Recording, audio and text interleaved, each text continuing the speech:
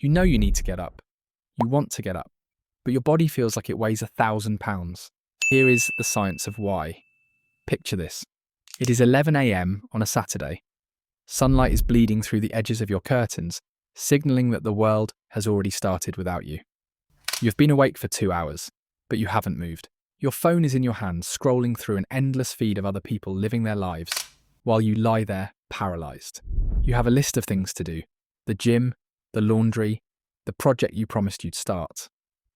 But the thought of doing even one of them feels physically impossible. So you stay, you rot, and with every passing hour, a heavy blanket of shame starts to settle over you. You tell yourself that you are lazy. You tell yourself that you have no discipline. You look at the ceiling and wonder why everyone else seems to possess a basic functioning motor that you are missing. Why is it so hard to just put your feet on the floor? This state has a name. The internet calls it bed rotting. But in psychology and neuroscience, we know it as something far more complex. It is not laziness. It is not a character flaw. And it is certainly not rest. If it were rest, you would feel energized afterward. Instead, you feel drained, foggy, and heavy. What you are experiencing is a biological glitch.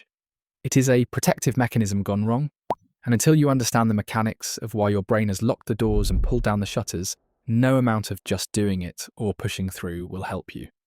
In fact, forcing yourself often makes the paralysis worse. To understand why you are stuck, we have to look at the nervous system. Most of us are taught a binary model of stress. You are either calm or you are stressed. But the autonomic nervous system is actually a hierarchy of 3 states. At the top, you have the ventral vagal state. This is safety. This is connection. When you are here, you can be productive, you can socialize, and you can handle challenges with ease. Below that is the sympathetic state. This is mobilization, fight or flight.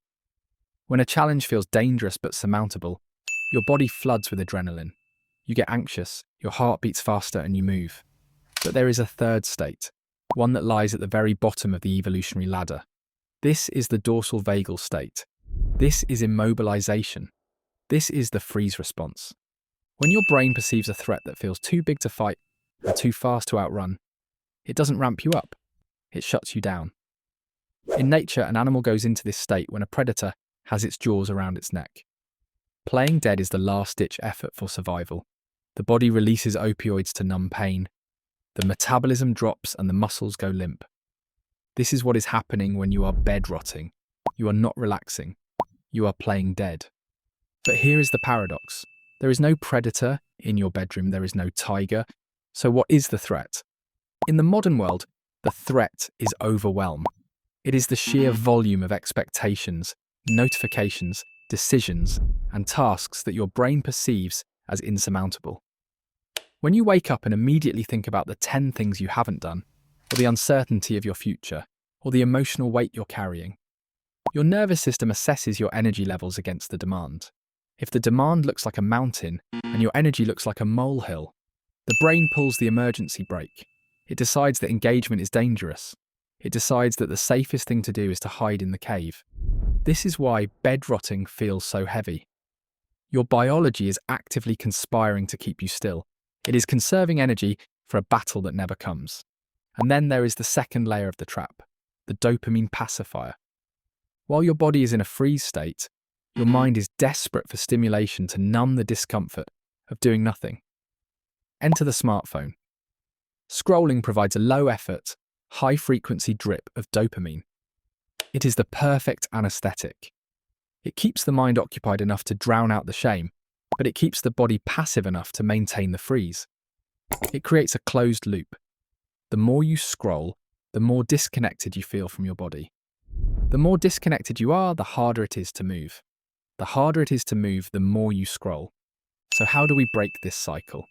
The conventional advice is to use brute force. Set an alarm. Count to 5. Force yourself up. But if you have ever tried this while in deep freeze, you know it rarely works. And if it does, you often crash later because you are fighting against your own biology. We need a different approach. We need to signal safety to the nervous system, not force. We need to thaw the ice, not smash it.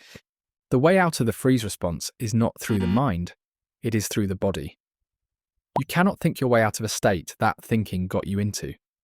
You have to lower the stakes so drastically that your threat detection system disarms. We call this the low-stakes thaw. It starts with micro-movements. When you are frozen, the idea of getting up and showering is too big. It triggers the threat response. So we make the request smaller, much smaller. Can you wiggle your toes? Can you clench and unclench your fists? Can you roll your head from side to side? These tiny movements send a signal back to the brainstem that says, I am moving, and I am not dying. It begins to bring the system back online. Next, we need to bridge the sensory gap. The bed is warm, soft, and safe. The world outside is cold, hard, and demanding. The transition is too harsh. You need a bridge. This might mean sitting up in bed but keeping the blanket wrapped around you. It might mean putting on a warm hoodie before you even take the covers off. You are bringing the safety of the bed with you. Once you are vertical, even if you are just sitting on the edge of the bed, do not look at your to-do list. Do not check your email. Your brain is still fragile. It is still looking for a reason to retreat. Instead, engage in low-stakes functioning. Do something that has zero consequence. Drink a glass of water. Open a window. Water a plant. These actions are neutral. They require no emotional labor. They require no decision-making. But they prove to your nervous system that you can impact your environment without catastrophe. There is a powerful concept in psychology called behavioral activation. It suggests that we don't wait for motivation to act. We act to generate motivation. But in the context of the freeze response, we have to modify it. We are not acting to achieve. We are acting to exist. We have to reframe the goal. The goal of today is not to be the most productive person in the world. The goal is simply to return to the land of the living. If you find yourself stuck in the rot, try the 5-minute mercy rule. Give yourself permission to do the absolute bare minimum for just 5 minutes. Tell yourself, I will get up, brush my teeth, and if I want to get back in bed after that, I can. You are giving yourself an exit strategy. This lowers the threat. And almost always, once the body is in motion, once the blood is flowing and the teeth are brushed, the biological chemical cascade shifts. The freeze begins to melt. You realize that the bed was not a sanctuary, it was a cage, and you have just found the key. This doesn't mean you shouldn't rest. Rest is vital, but we must distinguish between rest and rot. Rest is intentional. Rest is restorative. Rest creates energy. Rot is reactive. Rot drains energy. Rot is hiding.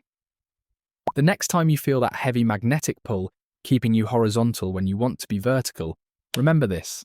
You are not broken. You are not lazy. You are just frozen. And you don't need to set yourself on fire to get warm. You just need to wiggle a toe. You just need to lower the barrier.